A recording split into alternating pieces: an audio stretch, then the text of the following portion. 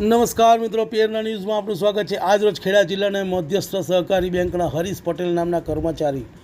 મોત બાદ અન્ય કર્મચારીનો રોષનો મામલો। બેંકના ચેરમેન તેજસ પટેલે કર્મચારીઓના આક્ષેપને ફગાવ્યા। ચેરમેન તેજસ પટેલે કહ્યું કે બેંકના પડતર કામો પૂરા કરવા દરેક કર્મચારીની ફરજ છે। આગામી 17 તારીખના બોર્ડ ઇન્સ્પેક્શન થવાનું હોય તો બ્રાન્ચની પડતર કામગીરીને રજાના દિવસે પણ પૂર્ણ કરવા માટે તમામ બ્રાન્ચના મેનેજરોને જાણ કરી હતી। આવા સમય દરમિયાન મૃત્યુની ઘટના એ દુઃખદ બાબત ગણાવી હતી। કર્મચારીના મૃત્યુ પર કેટલાક લોકો રાજકારણ રમી રહ્યા હોવાનું જણાવ્યું હતું। જે લોકો કામ નથી કરવા અને જેમને પાસે બેંકનું કામ લઈ રહી છે તેવા કર્મચારીઓ મોકાનો લાભ લઈ રહ્યા હોવાનું જણાવ્યું હતું। બેંક મૃતક કર્મચારીના પરિવારને કાયદેસરનું વળતર આપશે તેમજ ચેરમેન પણ પોતાની તરફથી 5 લાખ રૂપિયા આપવાની જાહેરાત કરી હતી। રિપોર્ટ રવિ સાધુ, લીંબાસી। તમને અમારા સમાચાર પસંદ આવ્યા હોય તો લાઇક, શેર, બેલ આઇકોન અને સબસ્ક્રાઇબ કરો। એ કમ્પ્લીટ કરવા માટે જવાના હતા ને ગયા હતા। આ સમય દરમિયાન 3:00 વાગ્યા કે 4 વાગ્યાના સુમારે એવી ખબર પડી કે તેવાલિયાના બ્રાન્ચ મેનેજર હરીશચંદ્ર પટેલ તેમની સાથે એક કર્મચારી એપ્રેન્ટિસને એ પોતે બાઇક ચલાવતા એપ્રેન્ટિસ અને તેમની પાછળ હરીશચંદ્ર પટેલ બેસી અને બ્રાન્ચથી ઘરે જવા નીકળ્યા હતા અને એ સમય દરમિયાન હાઈવે ઉપર એક ટ્રક દ્વારા પાછળથી ઠોકર મારી અને હરીશચંદ્ર પટેલ ત્યાં ઢળી ગયા હતા અને ત્યારબાદ ત્યાંના ત્યાં જ તેઓનો દેહ ત્યાગ કર્યો। આ સમય દરમિયાન અમને જાણ થઈ ત્યારે અમે અહીંથી સિનિયર ઓફિસર્સ તેમજ અમે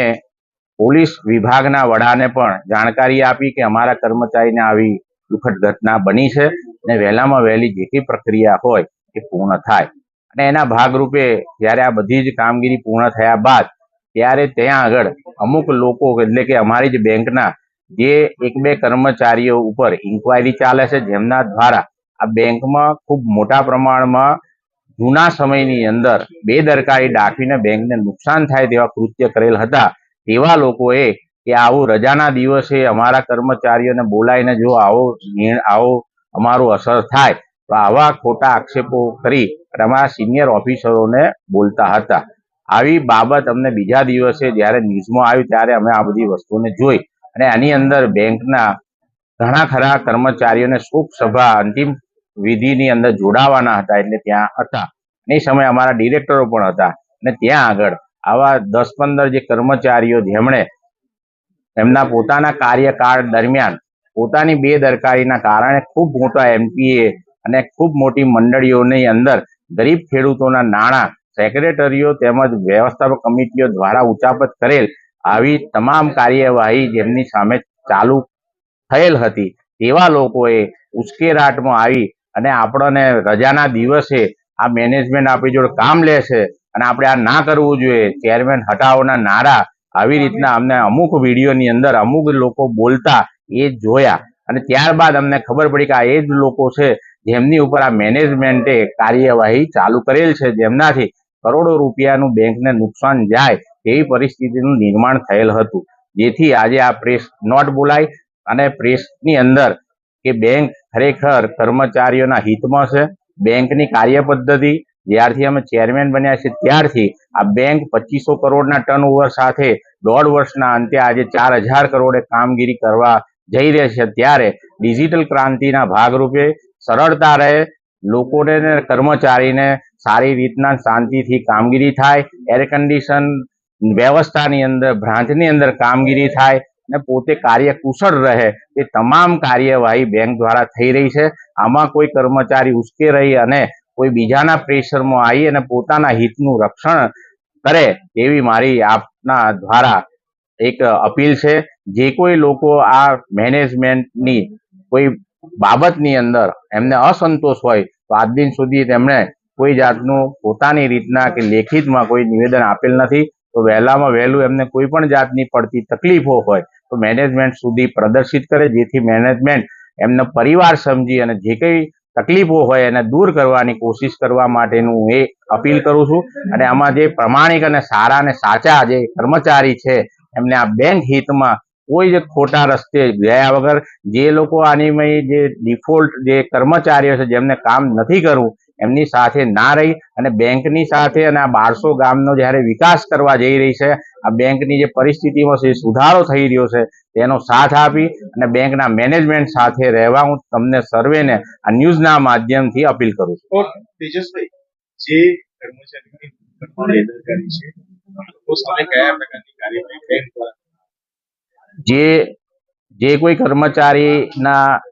દ્વારા બેદરકારીથી બેંકનું અહિત થાય તેવું કૃત્ય કરેલ છે તેમની સામે કાયદેસરની કાર્યવાહી હાલ ચાલુ જ છે અને તે કાયદેસરની કાર્યવાહીની અંદર તેમને જે કંઈ નિર્ણય કરવામાં આવશે બોર્ડ તેમને